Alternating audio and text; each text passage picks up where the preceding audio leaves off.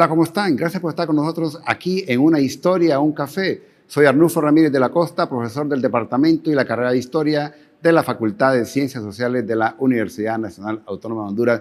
Gracias por estar siempre siguiendo nuestros programas, pues hablando de nuestra historia, construyendo nuestra historia. Y para el día de hoy, pues tenemos de invitado a una de las personas pues, que más ha contribuido en el tema de Morazán, en el tema de Dionisio de Herrera, porque el tema que hoy vamos a desarrollar va a ser acerca de un gran prócer, Dionisio de Herrera, y sus relaciones con Francisco Morazán. Y hemos invitado en esta oportunidad pues, a un invitado, yo lo llamo de lujo, de honor, me refiero al abogado Carlos Turcio. Actualmente es el director de la Casa Morazán, que está en el centro de Tegucigalpa.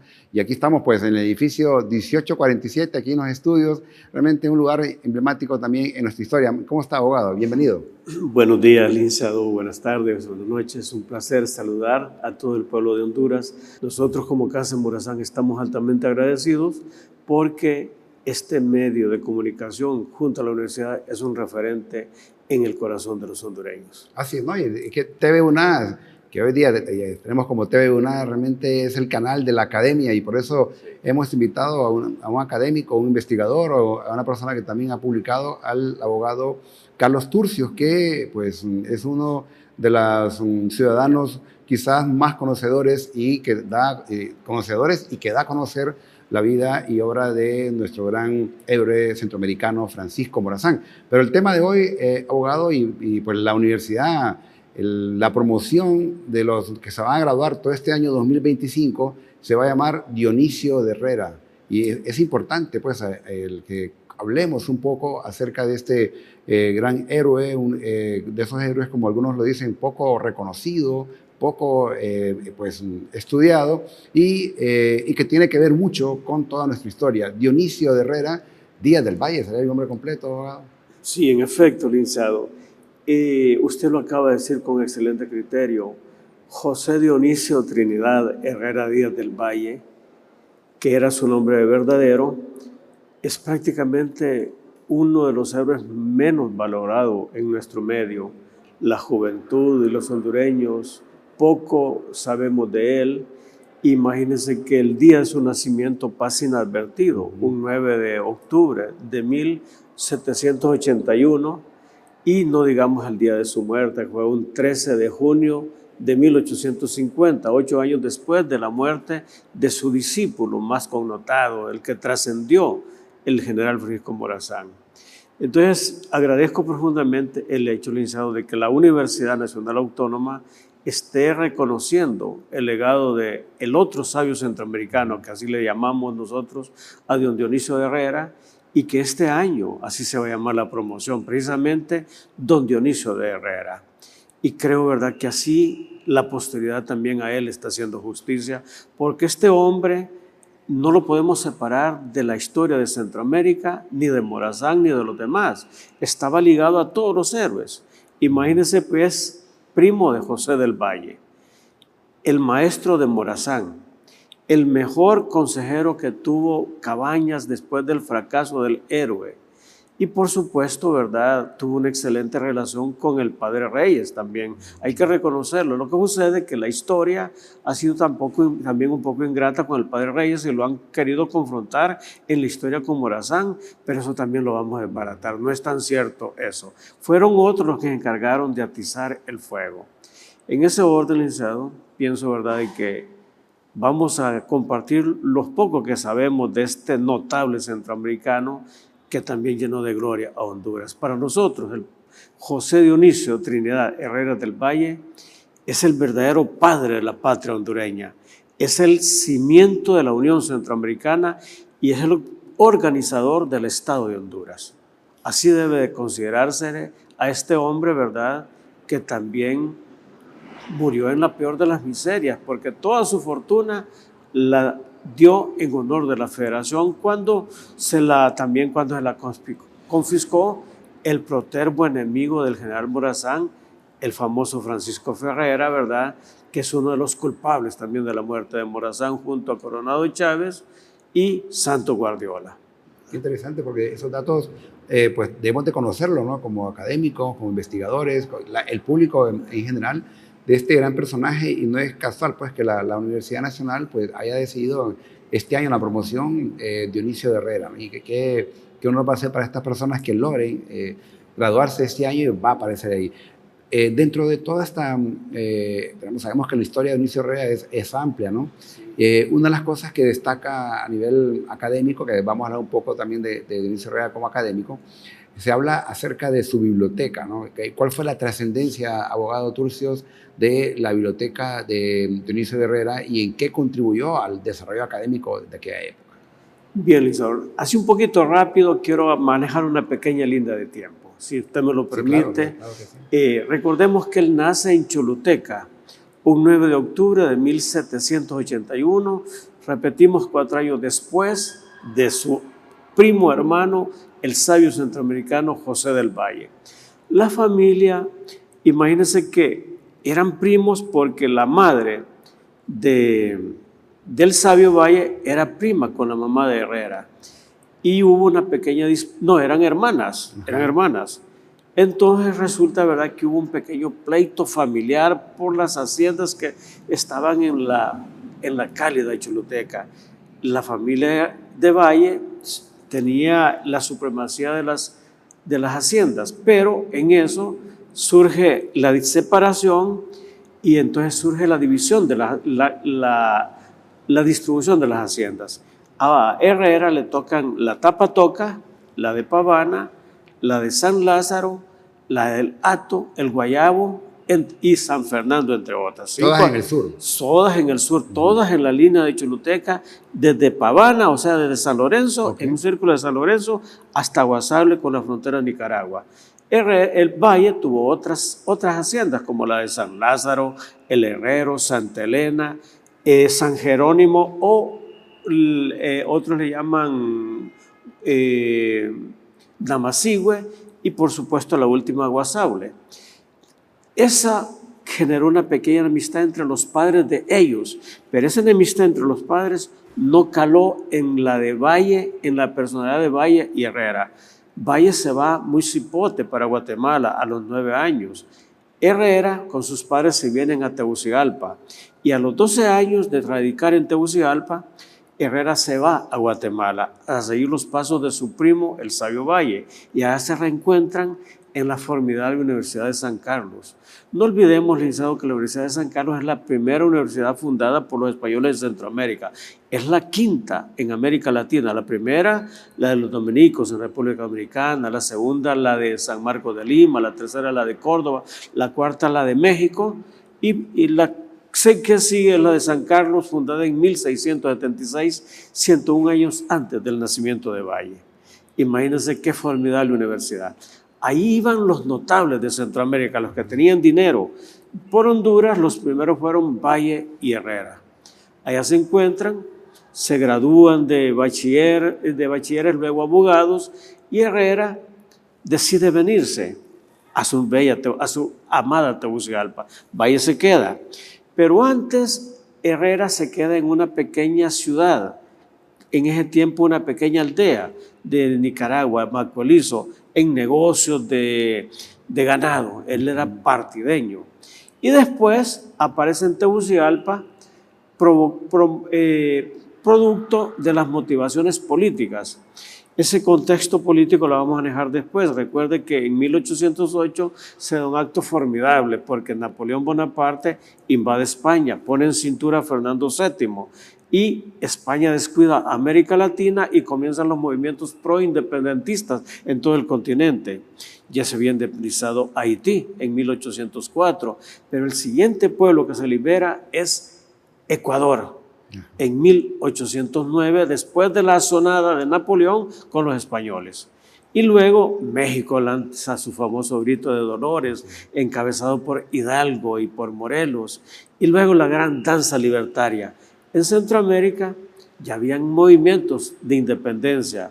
En El Salvador, el padre Matías Delgado y los hermanos Aguilar, los 3 sacerdotes hermanos Aguilar, comienzan a moverse. El Salvador tiene esa virtud de ser de los primeros pueblos en luchar por la independencia.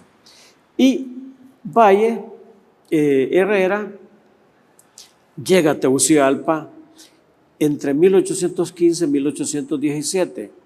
Y, como usted me dice, tenía una formidable biblioteca. Era un hombre muy ilustrado, era un hombre que dominaba el español, el francés, el italiano. No puedo confirmarle el inglés. Unos dicen que sí, pero sí está confirmado que era un hombre muy, pero muy ilustrado en los idiomas. Su biblioteca era la mejor de Tegucigalpa de la época. También, ¿Perdone? El latín, que por aprendía supuesto, en el la latín. universidad, ¿no? El latín, por supuesto, porque las raíces, pues usted sabe, el español, el italiano y el francés es el latín precisamente. Entonces, el origen, pues, se establece en Tegucigalpa y su biblioteca era muy llamativa, formidable. Estaba escrita en francés, muchos de sus volúmenes, y la iglesia comenzó a conspirar con él porque no entendían que ese idioma, pensaban que era conspirativo, que era hereje, y comienza a caminar el sabio Herrera por Tegucigalpa, en aquella Tegucigalpa señorial de los años 19, del siglo XIX. Estamos hablando de 1810 a 1820. Y conoce al joven Francisco Morazán, a otros jóvenes de Tegucigalpa, y crea un círculo de estudio. Y comienza a hablar de las formidables ideas de la Ilustración francesa, que él había sido objeto porque habían sido compartidas por el famoso padre Fray Antonio Liendo y Goicoechea, el famoso cartaginés, que era un cerebro en la Universidad de San Carlos. Y con esas ideas forma un círculo de estudiantes, entre ellos el señorito Morazán, por supuesto, Eusebio Ruiz, los Valenzuela, Felipe Santiago Reyes, Liberato Moncada, los futuros hombres de la independencia de Centroamérica y, por supuesto, Honduras. Y en ese círculo comienza Morazán a navegar en las formidables ideas de los enciclopedistas. Cuentan, ¿verdad?, que la biblioteca tenía un problema, que Morazán tenía un problema, no sabía francés.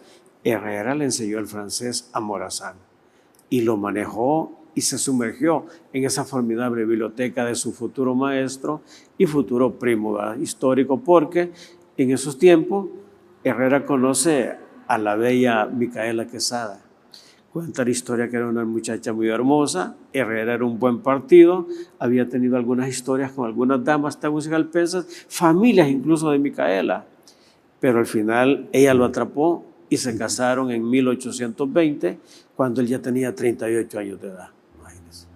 Que para esa época casarse a esa edad no era nada tan usual. Fue fíjese, licenciado, que más bien era normal entre los hombres. Entre los hombres, pero las Mire mujeres cómo no. era la sociedad.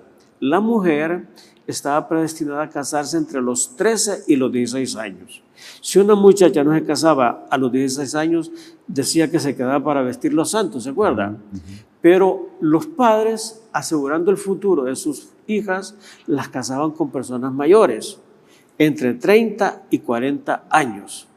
Eso se daba, era normal. Usted vio que la bella María Josefa Lastire, la futura esposa de Morazán, primero la casaron con Esteban Travieso, que tenía casi 40 años, y ella apenas 16. Se estaba quedando la bella Josefita. Hay biógrafos que hablan de que tenía 21 años, no es cierto. María Josefa Lastire nace en 1792, en la misma época de Morazán. En 1808 se casa con Esteban Travieso. Y después de tanto tiempo, 16 años, 15 años, queda viuda. Es cuando se vuelve a reencontrar con Morazán, cuando ella tenía 33, 34 años, y se casa con el héroe en segundas nupcias. Pero las mujeres, repito, se casaban jóvenes y las casaban los padres con mayores para asegurar su futuro y, por supuesto, que ese hombre tuviera un buen patrimonio económico. En el caso de, volviendo un poquito al tema de Dionisio Herrera, que son estos datos que usted nos está dando muy interesantes, porque esto es el contexto histórico de la época, ¿no? Hay que entenderla en esa línea. Se podría decir, abogado Turcios, que uno de los grandes formadores o que los cuales se inspira en Francisco Morazán es en Dionisio Herrera. En Dionisio Herrera. Recuerde, licenciado, que Herrera era el talento de Tegucigalpa. era difícil que la gente trascendiera en formación académica por las limitaciones que tenía Tegucigalpa. Imagínense que la primera escuela llegó precisamente en 1823, promovida por Morazán. Y todos sabemos que nuestro héroe tuvo poca formación académica formal, pues, sino que él se volvió un autodidacta y se volvió un genio. Pero imagínense, conoce a Herrera en los años 20, se vuelven amigos, muy ligados, pero la historia los une a través de la política. Se da la independencia de Centroamérica. Llegan los pliegos de independencia de Centroamérica a Tegucigalpa un 28 de septiembre. ¿Quiénes redactan el documento? Lo redacta Dionisio Herrera y actúa como secretario Morazán. Ya Herrera está entendiendo que Morazán no era cualquiera, que era un tipo con mucha formación, talento y valores. Se da la anexión, lamentablemente la anexión de Centroamérica a México. Hay dos bandos, Comayagua, que estaba dirigida por Juan Lindo, por la familia Lindo, y Tegucigalpa por Herrera, Eusebio Ruiz, Morazán, Valenzuela, Liberato Moncada, Felipe Santiago Reyes, entre otros. Estos hombres, Comayagua, toman la decisión de unirse a la línea mexicana, al imperio efímero de Agustín Iturbide. Los tegucigalpenses siempre lucharon por la unidad centroamericana, por la independencia absoluta de Centroamérica desde España y México. Y allí se divide más la brecha entre los tegucigalpenses y los comayaguas, al grado, ¿verdad?, de que esa relación se vino hasta nuestros días. Es una lucha interna desde 1579, imagínense. Pues entonces se separa Centroamérica por la ley de gravedad política del Imperio Mexicano de Iturbide el 1 de julio de 1823, y Centroamérica se convierte en las Provincias Unidas de Centroamérica. ¿Cómo surge Herrera y Morazán en la política? Recuerdo, ¿verdad?, que se forma la República Federal, se elige presidente al Sabio Valle, el primer presidente de Centroamérica, pero le dan un golpe de Estado. Habían 5 jefes de Estado, uno por cada estado. En Honduras, el primer jefe de Estado es Dionisio Herrera. Le gana la partida a Juan Lindo, que era el otro talento centroamericano, hondureño.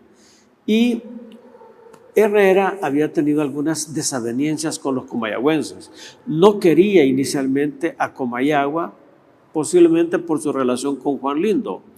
Entonces quería incluso quería separar, dividir a Honduras en 2 provincias, Comayagua y la de Tegucigalpa. Afortunadamente, su amigo José Francisco Márquez no le hizo caso.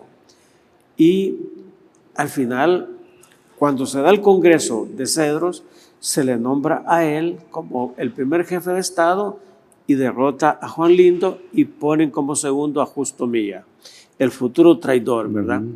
Se forma la República Federal y los estados, pero lo que comienza mal podía terminar peor. Ahí le roban la presidencia al Sabio Valle, Arce es impuesto y Arce, todo lo que olía a Valle era enemigo de él. Consecuentemente, Herrera es enemigo de Arce por su primo, el Sabio Valle. Pero se da la lucha interna en Centroamérica, conviene la guerra promovida por la ambición de Arce, que quiere prolongar la dictadura. El poder es una emoción inmensamente seductora y sedujo el corazón de Arce. Entonces viene Arce y le mete intrigas a Milla. Tenés que ser vos mi aliado. Si sacamos a Herrera, vos quedás en el puesto de él. Y aquel conspira contra Herrera y contra su patria. Vende a Honduras y se viene la guerra. Ustedes saben muy bien que se da la quema de Comayagua. El sitio de Comayagua la queman y finalmente cae Comayagua. Se llevan preso a Herrera para Guatemala. Arce lo trata con cariño, lo tiene preso en su casa. Era una jaula de oro, al fin y al cabo era cárcel, ¿verdad? Pero Morazán decide reivindicar la historia de Herrera y comienza su lucha por la recuperación de la República Federal. Ahí es donde comienza esa relación eterna entre Valle, entre Morazán y Herrera, que al final Morazán entra libertario a Guatemala en 1829, libera a Herrera y ahí inmediatamente es electo presidente de Centroamérica Provisional Barrundia. Y Barrundia, con instrucciones de Morazán, nombra a Herrera, oígase bien, de manera interesante, el pacificador de Nicaragua. Y se vuelve presidente Herrera 2 veces de Nicaragua, desde 1829 hasta 1838, una faceta que es desconocida también por nosotros los hondureños. Es muy importante lo que usted acaba de declarar, porque son datos que, como usted lo dice, lo conocemos poco, ¿no? 1829 a 1838, es la época de oro de la República Federal de Francisco Morazán. Así es. Prácticamente la gran labor de Herrera también fue acorpar el gobierno federal de Francisco Morazán, ¿no? Herrera era el ideólogo de la República Federal. Recuerde, ¿verdad?, que luchó a la par de Morazán, y Morazán, como buen alumno, lo escuchaba. Imagínense que Herrera no era un hombre belicoso, era un hombre pacificador. Cuenta Rafael Eleodoro Vaya que Herrera era un hombre de voz suave, característica de los hombres que tienen decisiones. Los hombres vozarrones no crean que son hombres sosegados. La gente que toma decisiones en la vida son de voz suave. Morazán lo ubican como era un hombre que tenía una vozarrón. No, la voz de Morazán era suave. Incluso, John Stephen lo comenta. John Stephen, sí, muchos dicen, pero incluso los enemigos de él se burlan de la voz de Morazán. El malvado de Manuel Coronado de Montúfar dice que Morazán tiene una voz afeminada. Dice, cuando usted sabe que lo que caracteriza a una persona no es la voz, sino sus acciones. Lo que lo define en la vida a uno no es lo que dice, sino lo que hace. De acuerdo, de acuerdo. En ese orden, licenciado, imagínense que después de la entrada triunfal de Morazán a Guatemala, Centroamérica recupera su legitimidad como República Federal. Ahí jugó un papel muy importante don Juan José Francisco Barrundia y don Pedro Molina, y por supuesto Mariano Gálvez, Herrera y el mismo Valle. Valle siempre lo han querido asociar como que era adversario de Morazán. Eran amigos. Al principio Valle no respetaba mucho a Morazán, pues lo miraba como un provinciano, pero viene Herrera y le dice, ya vas a ver quién es ese hombre. Y la historia nos destaca, sus cartas destacan cómo Morazán tuvo una excelente relación con Valle también, ¿verdad? Hay cartas entre ellos en donde Valle respeta la integridad de Morazán. Morazán lo quiso nombrar embajador de Honduras en Inglaterra, no aceptó por sus haciendas, y entonces enviaron a Próspero Herrera, el hermano de Herrera. Entonces viene Herrera y se va para Nicaragua. Ahí dejó una gran huella. Los nicaragüenses respetan mucho al sabio Herrera. Siempre cuando voy a hacer un programa, lo comento incluso a mis estudiantes. Dicen ellos que leyendo un poco la vida de Dionisio Herrera, la gente se pregunta o quiere saber dónde terminó sus últimos días, porque hay unos colegas de la Universidad de San Carlos de Guatemala que están haciendo un trabajo de investigación, donde están los restos de todos estos personajes importantes, bueno, de Honduras, sobre todo de Honduras y lo que es Guatemala, ¿no? Hay datos, hay ubicaciones de dónde están los restos de Dionisio Herrera, abogado Turcios. Pues mire, Lisa, después de que Herrera deja Nicaragua, regresa a Honduras. El presidente de Honduras era su hermano, José Justo de Herrera, que yo recuerdo que cuando yo era estudiante universitario, los cuadernos de la universidad destacaban una frase de José Justo de Herrera: la ignorancia es el disolvente más grande de la sociedad, decía José Justo de Herrera. Hermano de Dionisio de Herrera, un talento también. Fue presidente de Honduras en 1837 y Herrera se viene a Tegucigalpa. Recuerden que él pasaba pendiente de sus haciendas. Él siempre pasaba de Tegucigalpa a Choluteca, de Managua o Granada a Choluteca. Hacía esos viajes o recorridos pasando por Macualizo, Nicaragua. Entonces se establece en Tegucigalpa, pero vienen los días difíciles.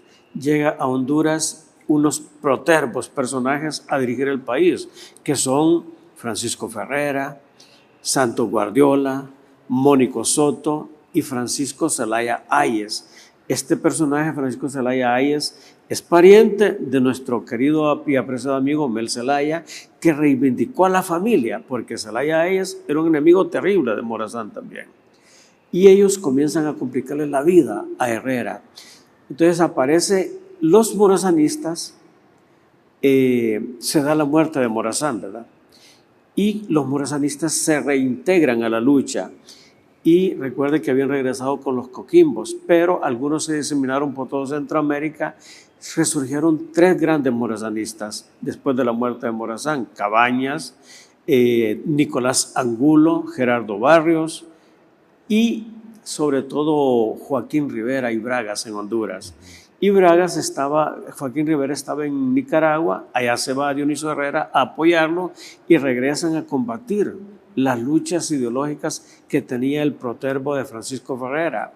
Apresan al final a Joaquín Rivera y lo fusila Guardiola en Comayagua. Ahí escapa Herrera y se va a vivir a El Salvador.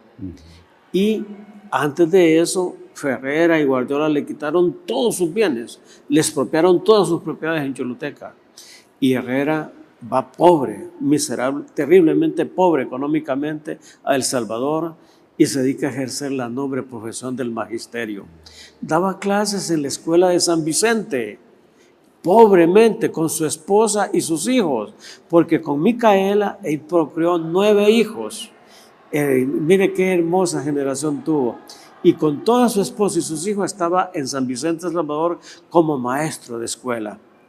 Y después pasó a San Salvador a dar clases también. Pero cuenta la historia, ¿verdad?, que una mañana los alumnos llegaron a la escuela de San Vicente y la escuela estaba cerrada, porque su maestro había muerto ese día, un 13 de junio de 1850. Ya había hecho su testamento él. Había dejado dinero para construir una escuela en San Vicente y 3 pesos para fortalecer la lucha por la Unión Centroamericana de su discípulo eterno Francisco Morazán. Los restos del sabio centroamericano Dionisio Herrera descansan en San Vicente, El Salvador, en una tumba que todavía no se ha sabido identificar. Otros dicen que están en San Salvador, pero a nuestro entender y producto de algunas investigaciones, en San Vicente que están los restos de ese notable hondureño que, a pesar de que no encontramos su tumba, lo encontramos en el corazón de todos los hondureños. O su legado y todo, ¿no? Y su legado es imperecedero porque gracias a él, el sueño de la unión y la lucha de Morazán se mantienen vigentes y ellos dos siguen siendo gigantes en el horizonte de Centroamérica.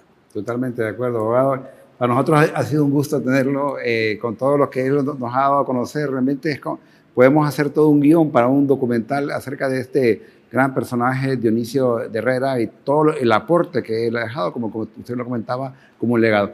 En este minuto que nos queda, abogado, un mensaje final y aparte de eso, invitar a todos los estudiantes o la comunidad universitaria que nos ve, que nos visiten también en Casa Morazán. Sí, licenciado. Primeramente agradecer a este medio de comunicación de nuestra Universidad Nacional por dedicarse al arte, a la cultura y la historia nacional. Invitamos a la juventud que conozca la historia nacional, porque conociendo la historia sabemos de dónde venimos, dónde estamos y hacia dónde vamos. Y por supuesto, ojalá que nos honren con su visita en la Casa Museo Morazán, donde nos vamos a encontrar con nuestros orígenes. Gracias a usted, licenciado, a la licenciada Mercy Berríos, a todos los jóvenes que forman parte del equipo, por honrarnos con su invitación y esperamos no defraudarlos también. Gracias a usted. Bien, usted por aceptar nuestra invitación aquí en TV UNA, el canal de la Academia, pues agradecido de tener al abogado Carlos Turcios, que es el actual director ejecutivo de la Casa Morazán, siempre las puertas abiertas aquí en TV UNA, el canal de la Academia, para que venga a seguir pues dándonos a conocer esas investigaciones y vamos a seguir con el tema de Dionisio Herrera. El tema lo vamos a ir desarrollando durante todo el año porque sí vale la pena que se conozca este gran personaje de Dionisio Herrera. Y a ustedes, pues gracias por seguirnos aquí en Una Historia, un café, aquí en TV UNA, el canal de la Academia. Y recuerda que pues comentarios, nuevos temas que podemos abordar, nos los puedes escribir y recomendarnos para tener invitados como el día de hoy que tuvimos al abogado Carlos Turcios. Nos vemos en el siguiente programa. Que tengan un feliz día. Soy Arnulfo Ramírez de la Costa. Hasta pronto.